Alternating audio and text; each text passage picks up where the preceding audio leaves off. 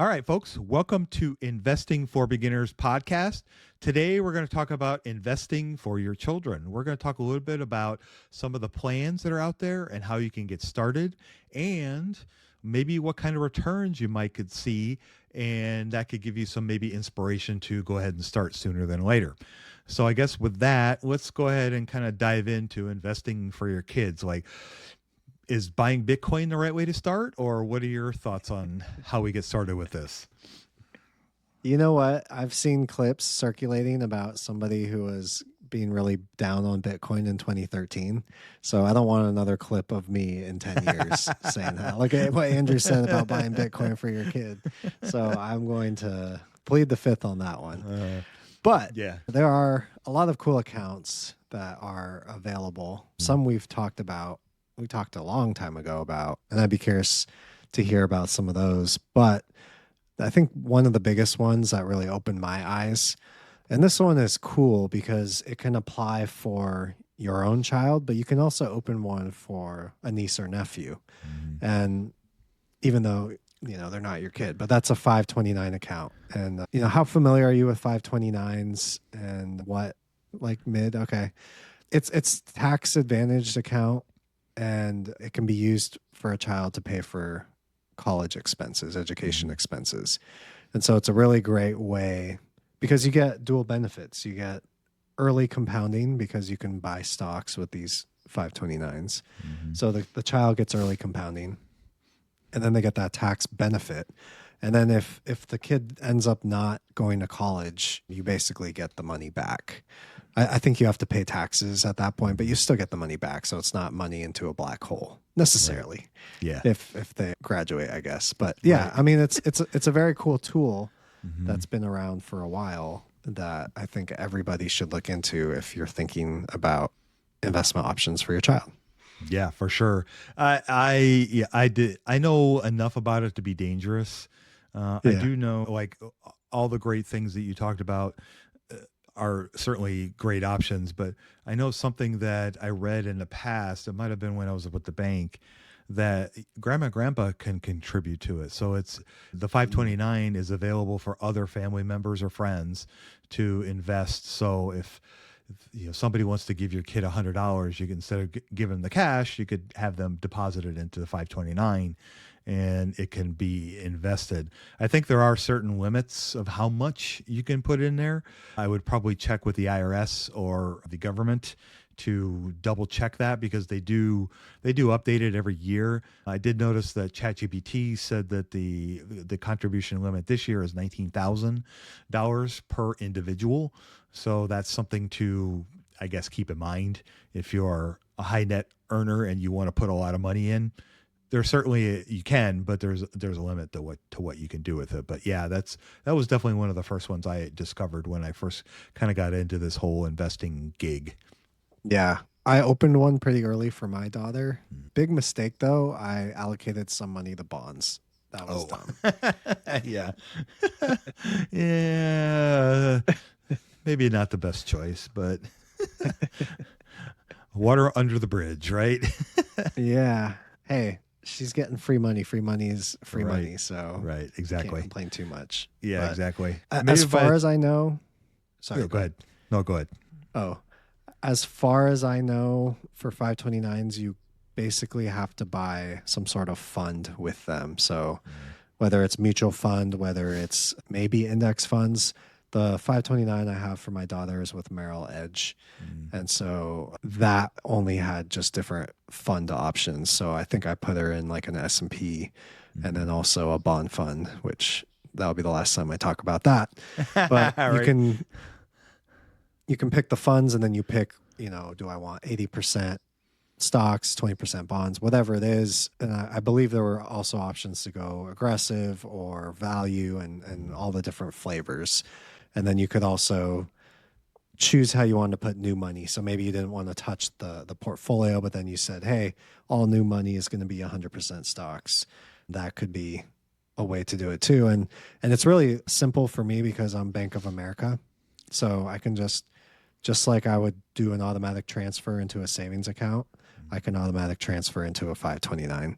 and it just happens in the background. I don't even have to think about it. It's just a line item on my budget, and it has grown pretty nicely over time. I mean, I'm not like what you're talking about at the levels of hitting that max, but you know, it's going in there, it's compounding, and it's growing over time, and it's a great wealth building tool for your child.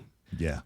Yeah. That's awesome. And I think the key point to all of this is the earlier you can start, the more benefit we can hand to our kids when they're of school age and ready to step out into the world, whether it is going to school or whether it's, becoming the next Jeff Bezos.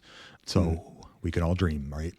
I guess the next account that I wanted to talk about was what's called an UTMA or an UGMA, depending on what state you live in. These are custodial accounts. And so these are accounts you can set up for brokerage accounts as well as savings accounts for your child. And they have no contribution limits. And it's a taxable investment account. And the child will, depending again on the state and the rules, will gain full control of the account when they turn 18 or 21. Again, it varies by state. These are cool accounts because they give you a lot of flexibility. They don't have as many tax advantages as the 529 does, for example, but it does give you the ability to literally buy almost anything. So however you choose to invest for your child, you would have a lot of advantages with this.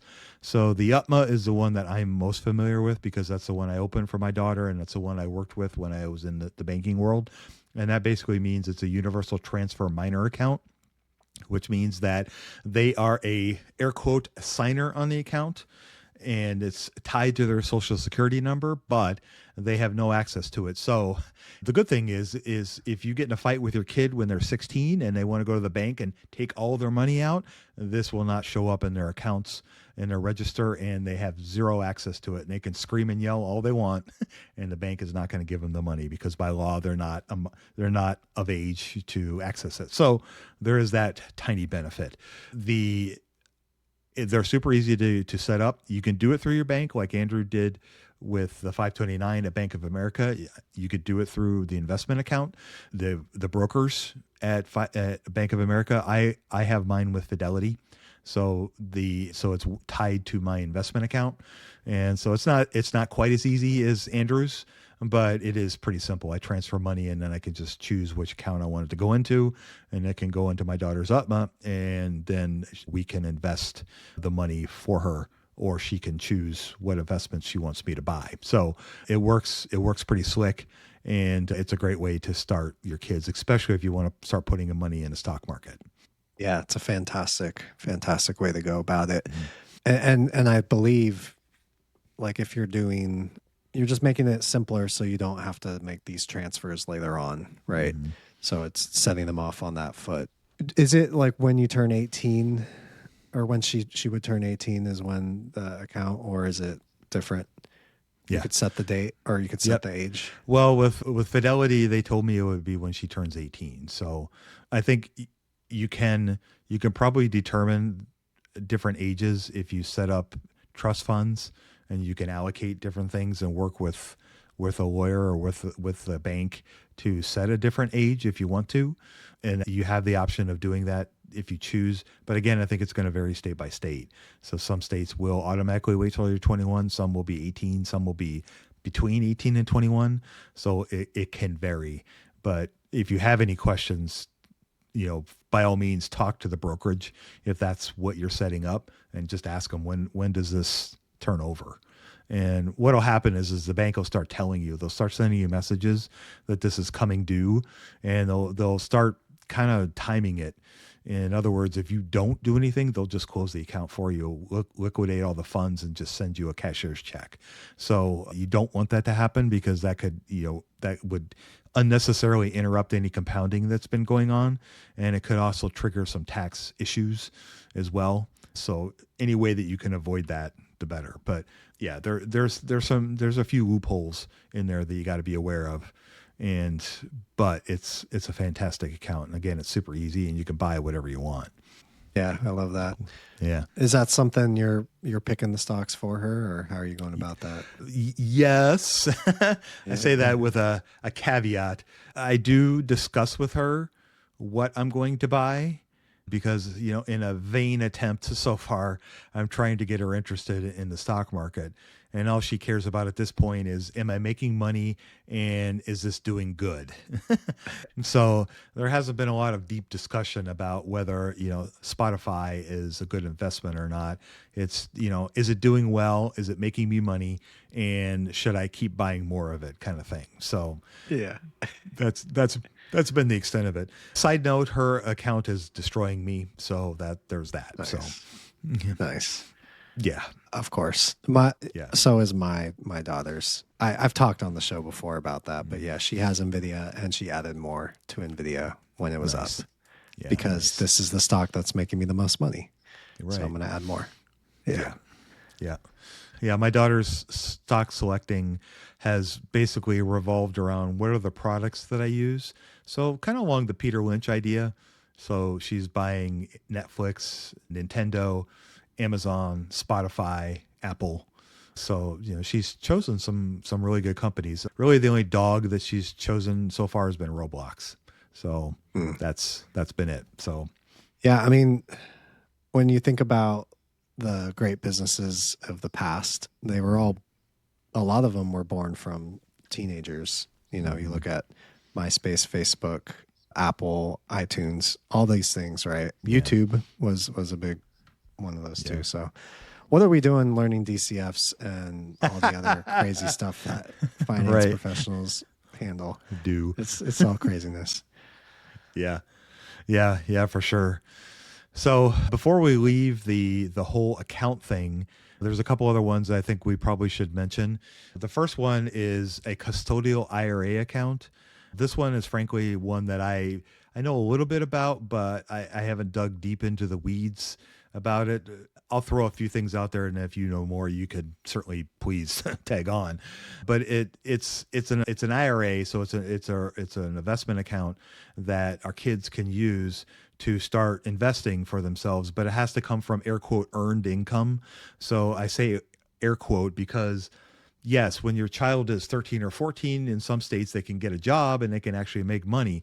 But if you're paying them to do, let's say, chores, for example, I don't know how the government looks at that as actual earned income or not, and then if they're paying taxes on that. And so I read a blog post a few years ago about like the nitty gritty of this. I don't remember much of it, but I do remember that it was a little more complicated than it seemed kind of on the surface. But there are legal ways around this that aren't going to get you in trouble, that you can use this account to try to start investing for your kids, and it's tax free. So that's one of the advantages of looking into it. And so I just wanted to throw that out there. Do you know anything more about it than the brief overview that I give it? Okay. No, this is news to me. So okay. I should be taking notes. All right. There are a lot of people out there that write more extensively about that than I do, that we have. And so I would, if you're interested in it, I definitely would. It's called a custodial IRA, and you can look it up. You can Google it. Google is your friend. The last one that I wanted to throw out there, and this is a new one. I discovered this when we were doing a little research for today's show, and this is called the Trump account. And so this is something that was just put into, enacted with the big, beautiful bill that was passed. So this is going to start in 2026. And so how this is going to work is if you have a baby born, I was wrong. If you have a baby born in 2025 to 2028, the government is going to open an account for you, and they're going to give you $1,000 in seed money to start the account for youngins. You'll be able to contribute up to $5,000 annually, and that will be for the time that it's in this account. You must invest in low-cost S&P 500 or U.S. equity index funds. It's tax-deferred growth, so the withdrawals will be taxed as ordinary income, and once the child turns 18, it'll follow IRA rules, so there's a 10% penalty under 59 to take money out, so it's like a traditional IRA, and then employers can contribute up to $2,500. So this is something that's brand new, and at first I was like, I saw it on AI, and so I was like, "Is this right?" And so I Googled it, and I saw that USA Today and H&R Block were writing about it. So it is a legitimate thing. I haven't heard any other financial people talking about it, so I'm not sure if it's widely known yet that this is going to be available for our kids. That's great. Yeah, Yeah, definitely a newborn. Go do the research and yeah, figure out how to add to this because tax deferred growth, that is something that hmm maybe if you're sleeping on tax deferred growth, don't yeah. because that Don't. is such a good It's benefit. That's we're Yes, talking it about is. hundreds of thousands of dollars over the long Mm-hmm. term potentially. Yeah. Yeah, for sure. And to further that point, I did a little research on the old AI machine, and I was curious what would the numbers look like? Like why is this so important?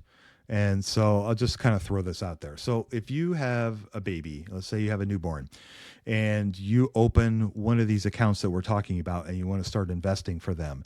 And you don't have to be fancy and pick all the latest greatest stocks and everything. If you are buying just an S&P 500 index fund and you put $1,000 in as seed money and then you contribute $100 a month for 18 years. At the end of those 18 years, if the stock market returns its historical average of 10%, the child would have a little over $62,000 in their account by the time they turn 18. Wow. And so that's 177% return over that period. So that is pretty amazing. And I Hmm. think that's, to me, that's a huge benefit and an encouragement, hopefully, for people that maybe are having newborns right now or are having newborns soon. That this is something you really need to put on your radar as a way to put your kid ahead in life. Like think about our lives and how different our lives could have been if we had Hmm. started with $70,000 in our name at 18. We could have chosen to do other things. It could have helped pay for school. You don't have school debt.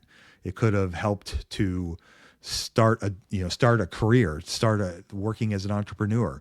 Some crazy idea that you have, this could be some seed money to get you started along those ways. Or it could also give you a couple years of maybe you go travel the world and get an education that way before you start college. I mean, there's so many options. I think that something like this could be a huge benefit to our kids. And it just wasn't really a thing when my parents were of age to have kids. And I didn't start my daughter that way. And in hindsight, I wish I would have. And so this is, could be hugely beneficial to people. Yeah. Yeah. Go take advantage. Just turn off the podcast now and go look into it, right? Yeah, right. I am curious, what have you done? I know we have some friends who have talked about how they've gotten their kids interested in investing. hmm We don't have to like name names, but I've heard some cool stories. Anything that kind of pops to mind for you of people who have gotten their kids interested in the stock market at all?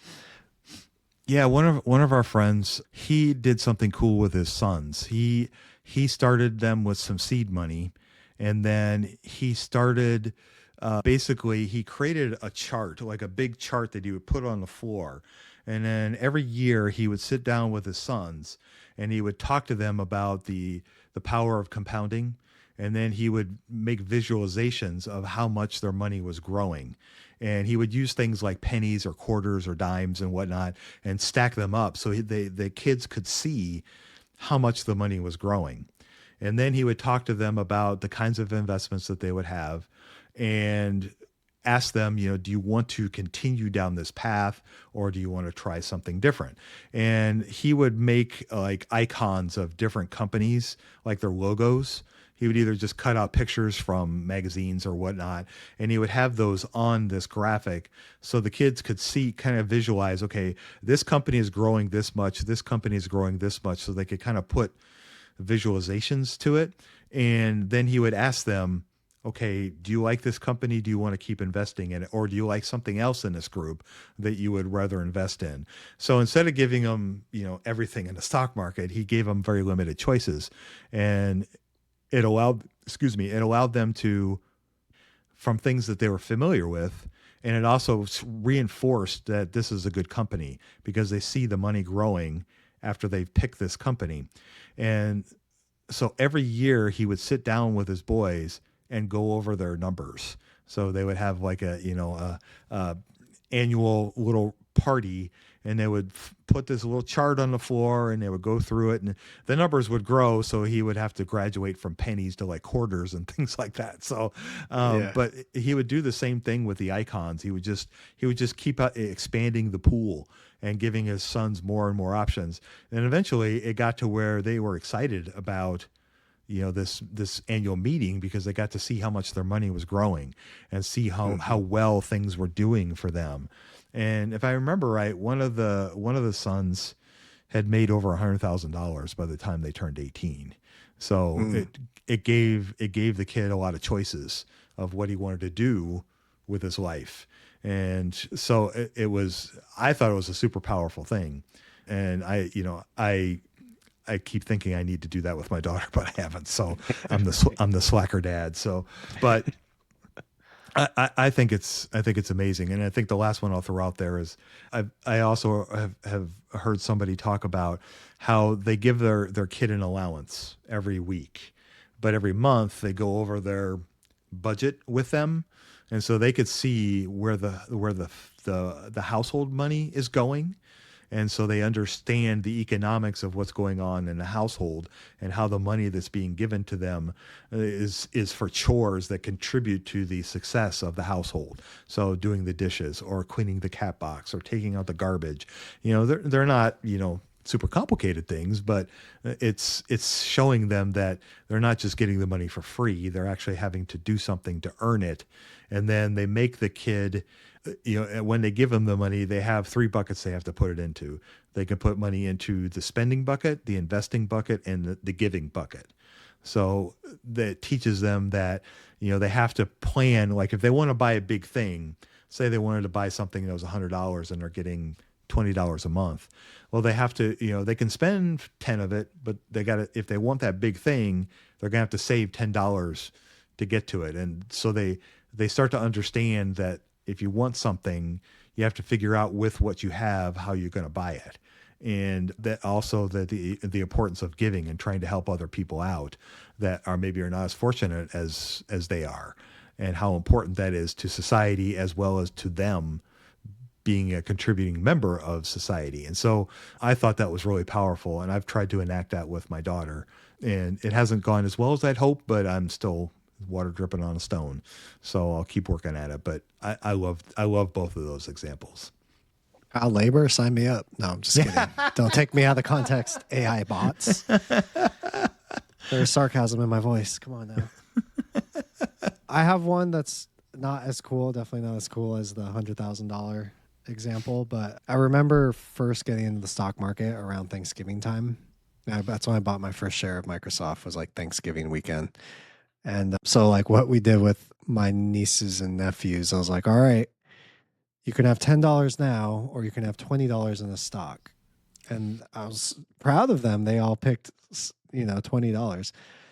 Even the one, he can't talk yet, but he picked $20. And then let them choose between, do you want this? I think it was 3 or 4 companies, and like put the logos up, One of my nephews picked Spotify. He was the contrarian pick. So he might have a little value investor in him, but he's still like 4 years old. So we'll see how that goes. That could be kind of fun though. Yeah, that's a great idea. It's kind of like that marshmallow test, right? Like I'll give you this now, but if you wait, you'll get this bigger benefit in the future. Yeah. So that's cool. Yeah, I think they've never spent money yet because they're so young. So it's like, what's $10? Like it doesn't compute. They don't. So they don't I got them this year. We'll see about following years. Yeah, I'm afraid that if I start with that with my daughter now, that she'll be like $10, big deal, right? Right, exactly. Yeah, because she's starting to buy things, so she understands that things cost a certain amount. So in her mind, $10 is like, that's not much. You have to dangle the $100 bill thing in front of her. Yeah, you're gonna have to 10x it just to get her to like lift her arm up to point at what she wants. Yeah, right. Not gonna move her arm for $10. Exactly. But Any other like ideas or thoughts around this topic? no, I think I think the two things that I think people should try to take away from today is number one is the earlier you can start on this, the better. And I think a lot of people, just like in regular, like investing, just in general, I think a lot of people feel like you have to start with these buku huge numbers to really get anywhere. And I was trying to show with that little example of compounding for a child over 18 years, $100 is not, in the grand scheme of things, it's far less than a cell phone bill. And a lot of cases, it's less than a utility bill. And I think we can all scrape together and figure out a way to find $50 to $100 a month that we could put towards our child's future. And I think anything is better than nothing. And I think the earlier you start, the better it's going to be. And then I think the second part of it is that we all humans are incredibly creative people. That's one of the things I'm always fascinated by. Social media gets a lot of negative ink, if you will, and sometimes justifiably so. But the thing that I'm always amazed by is the creativity and the outside of the box thinking that so many people could come up with to figure out things or to create things that are funny or to create things that are creative. It's endlessly fascinating to me. And I think what I'm trying to say is that I think all of us could use a little bit of creativity to help make this part of our kids' lives a little more interesting and a little more exciting. And I think that will go a long, long ways to helping them be better financially than maybe we were or maybe our parents were.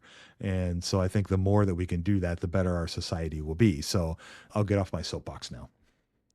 I liked it though. We were all enjoying it. I think it's cool, like coming from a generation that all graduated with student loan debt, to think that the next generation can be in the opposite, to, Right. and yeah, able to do Yeah. so many things. Yeah. Yeah, for sure. There's no question that that's a heavy anchor on these generations. And if there's any way that we can, in our power, that we can try to help prevent that for our kids, I think that is well worth the effort. So, what stocks should all these parents buy for their children? Well, you're going to have to tune into this month's pick to figure that out. Yeah, You know, nice. Cha-ching. I think the world's your oyster, and you can the cool thing about investing for your kids is that if you're doing it when they're newborn and you got 18 years to play with, you don't have quite maybe some of the same constraints you would if you're older. If you're starting in your 30s, you could probably take a few more swings at things you may not normally take a swing at if you're older. For example, taking a swing at something like Nvidia, or taking a swing at in Nintendo or Shopify or Spotify. I think those are far more logical choices than maybe when you're 50. So I know that's kind of how I look at it. Yeah, totally agree. There'll be some losers, but it could be the next Tesla or whatever. Yeah. Right. Yeah. Listen to our episode with David Gardner, and maybe you can follow some of his strategies for your kids. Maybe you invest one way, but start your kids investing another way, and that could work out really, really well. Yeah, I agree.